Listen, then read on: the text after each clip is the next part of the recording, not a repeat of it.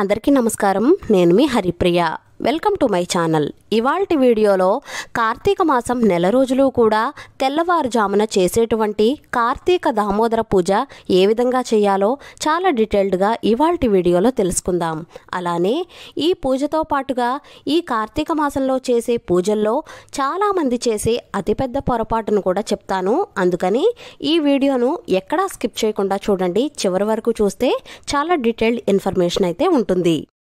ముందుగా మనం ఈ పూజను తులసికోట దగ్గరైనా చేసుకోవచ్చు, లేదా నదీ తీర ఒడ్డును కూడా చేసుకోవచ్చు. ఎక్కడైతే ఈ పూజ చేయాలి అనుకుంటామో అక్కడ పసుపుతో శుభ్రంగా అలికి పిండి ముగ్గులు పెట్టి పసుపు కుంకుమ అక్షింతలు వేసుకోవాలి. ముందుగా పసుపు వినాయకుడిని తయారు చేసుకుని కుంకుమ బొట్టు పెట్టి 2 తమలపాకులపై పెట్టాలి. తర్వాత కార్తీక దామోదరుడి కోసం మట్టి ముద్దను తయారు చేసుకోవాలి. ఈ విధంగా తయారు చేసుకుని 2 తమలపాకులపై పెట్టాలి. నది దగ్గర కానీ కాలువల దగ్గర కానీ పూజ చేసేటప్పుడు అయితే కనుక నది ఒడ్డున ఉన్న మట్టిని తీసుకుని ఇలా ముద్దలా చేసుకోవాలి. అదే ఇంట్లో చేసుకున్న వాళ్ళు అయితే కనుక పుట్టమట్టిని కానీ ఇసుకని కానీ తీసుకుని ఈ విధంగా సిద్ధం చేసుకోవాలి. ఇలా కొద్దిగా తీసుకుంటే సరిపోతుంది. ఈ పూజ మొదలుపెట్టే ముందర కృత్తికా నక్షత్రం ఉన్నప్పుడు మాత్రమే స్నానం చేయాలి. అలానే ఈ పూజ కూడా కృత్తికా నక్షత్రం ఉన్నప్పుడు మాత్రమే పూజ చేయాలి అన్నమాట. అంటే సూర్యోదయానికి ముందుగానే ఈ పూజ పూర్తవ్వాలి అన్నమాట. ఇప్పుడు దీపారాధనకు కుందులు అవన్నీ సిద్ధం చేసుకోవాలి. ఈ పూజకు తమలపాకులైనా వాడచ్చు, లేదా పువ్వులకు సంబంధించినటువంటి ఆకులు ఉంటాయి కదా, అంటే మందార ఆకులు, ఇలా ఆకులు ఉంటాయి కదా, ఆ ఆకులనైనా సరే పూజలో వాడుకోవచ్చు. దీపపు కుంది దగ్గర గంధం కుంకుమ బొట్లు పెట్టి అక్షింతలు పూలు కూడా పెట్టి సిద్ధం చేసుకోవాలి. ఇప్పుడు ఆవు నెయ్యి ఒత్తుల కోసం కొన్ని పువ్వు ఒత్తులను తీసుకుని దానిలో ఆవు నెయ్యి కొద్దిగా వెచ్చపెట్టి వేసుకుంటే మనకు పూజ అయ్యే లోపల అవన్నీ కూడా నానిపోతాయి. ముందుగా దీపారాధన చేసి దీపజ్యోతికి నమస్కారం చేసుకోవాలి. దీపారాధనను కుందుల్లో కాకుండా అరటి డొప్పల్లో కానీ కొబ్బరి చిప్పల్లో కానీ లేదా మట్టి ప్రమిదల్లో అయినా సరే చేసుకోవచ్చు. ముందుగా ఆచమనం చేసి సంకల్పం చెప్పుకోవాలి. తర్వాత వినాయకుణ్ణి పూజ చేసుకోవాలి. వినాయకుణ్ణి ఆవాహనం చేసి ఆసనం సమర్పించి అర్ఘ్యం ఇచ్చి పాద్యం సమర్పించి వస్త్రం, యజ్ఞోపవీతం, గంధం, అక్షింతలు, పసుపు కుంకుమ పువ్వులతో పూజించాలి. తర్వాత ధూపం దీపం కూడా చూపించి నైవేద్యంగా చిన్న బెల్లం ముక్కను కానీ 2 అరటిపళ్ళను కానీ సమర్పించి తాంబూలం కూడా సమర్పించాలి. తాంబూలం బదులుగా అక్షింతలు కూడా వేయచ్చు. తర్వాత హారతి ఇచ్చి మంత్రపుష్పం సమర్పించి ఆత్మ ప్రదక్షిణ కూడా చెయ్యాలి.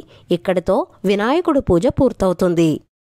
ఇప్పుడు కార్తీక దామోదరుడి పూజ మొదలు పెట్టుకుందాం. కార్తీక దామోదరుడిని కూడా కుంకుమ బొట్టు పెట్టి వినాయకుడి పూజ ఎలా అయితే చేశామో సేమ్ అలానే అన్ని ఉపచారాలు కూడా చేయాలి.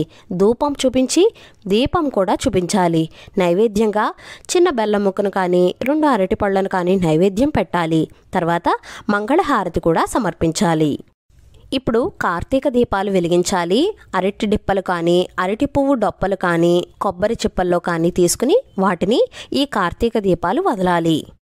ఇప్పుడు మనం ఆవు నెయ్యిలో నానబెట్టుకున్నాం కదా పువ్వు ఒత్తులను తీసుకుని వాటిని బేసి సంఖ్యలో పెట్టుకోవాలి. అంటే 3 కానీ 5 కానీ 9 ఒత్తులు కానీ ఈ విధంగా పెట్టుకోవాలి. ఈ విధంగా కొబ్బరి చిప్పలో ఈ పువ్వు ఒత్తులను పెట్టుకున్న తర్వాత అగరబత్తితో కానీ ఏకహారతితో కానీ ఈ కార్తీక దీపాలను వెలిగించాలి. ఇలా ఎన్నైతే వెలిగించాలి అనుకుంటామో అవన్నీ కూడా వెలిగించుకోవాలి.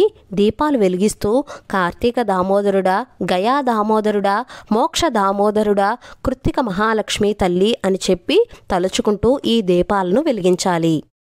ఒకసారి దండం పెట్టుకుని కొద్దిగా పసుపు కుంకుమలు వేసి ఈ దీపాలను నది దగ్గర కానీ కాలువ దగ్గర కానీ ఇలా వెలిగించినట్లయితే కనుక ఆ దీపాలను ఈ పారే నీటిలో వదులుతాము. అదే ఇంట్లో పూజ చేసుకున్నట్లయితే కనుక ఈ విధంగా ఒక పళ్ళెంలో నీటిని తీసుకుని ఆ నీటిలో వదలాలి. ఇలా వదులుతూ 3 సార్లు గెంటాలి. ఇలా వదులుతూ కార్తీక దామోదరుడా, గయా దామోదరుడా, మోక్ష దామోదరుడా, కృత్తిక మహాలక్ష్మి అని తలుచుకుంటూ నమస్కారం చేసుకోవాలి. కార్తీక దామోదరుడి దగ్గర ఉన్న అక్షింతలు పూలు కుంకుమ ప్రసాదంగా తీసుకుని తల్లో పెట్టుకోవాలి. ఇప్పుడు వినాయకుణ్ణి కార్తీక దామోదరుణ్ణి 3 సార్లు కదపాలి. చివరిగా నీళ్లతో అక్షింతలు వదులుతూ కృష్ణార్పణమస్తు పరమేశ్వరార్పణమస్తు అంటూ అక్షింతలను వదలాలి. ఈ కార్తీక దీపాలు కొండెక్కిన తర్వాత వినాయకుణ్ణి నీటిలో కలపాలి. అలాగే కార్తీక దామోదరుని కూడా నీటిలో కలపాలి. ఇప్పుడు ఈ నీటిని పచ్చని చెట్లు మొదట్లో పొయ్యాలి. అంతేకాని ఎక్కడ పడితే అక్కడ పొయ్యరాదు.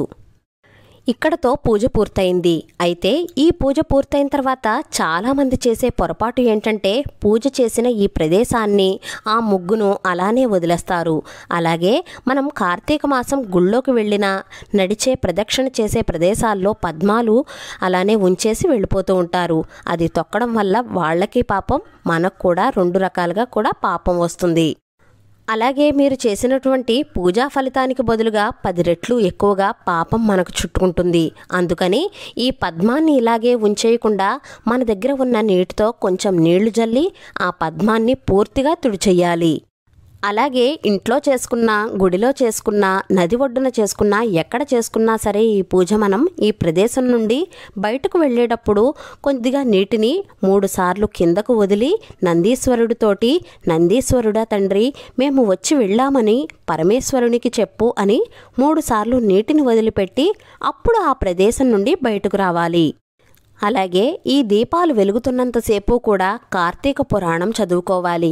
కార్తీక పురాణం చదివే వీలు లేకపోతే ఓం నమఃశివాయ అనే మంత్రాన్ని జపించాలి. ఈ రకంగా రోజూ కూడా తెల్లవారుజామున, అంటే కార్తీక మాసం నెల మొత్తం కూడా తెల్లవారుజామున కార్తీక దామోదరుడి పూజ ఈ విధంగా చేసుకోవాలి. అలాగే ఈ కార్తీక మాసంలో చేసే చాలా పూజల గురించి మన ఛానల్లో ఉన్నాయి. వాటి లింక్స్ అన్నీ కూడా డిస్క్రిప్షన్లో ఉంటాయి. క్లిక్ చేసి చూడగలరు. ఈ వీడియో మీకు నచ్చినట్లయితే please like, share, subscribe to my channel. మరో సరికొత్త వీడియోతో మళ్ళీ కలుస్తాను. నేను మీ Haripriya. Thank you for watching.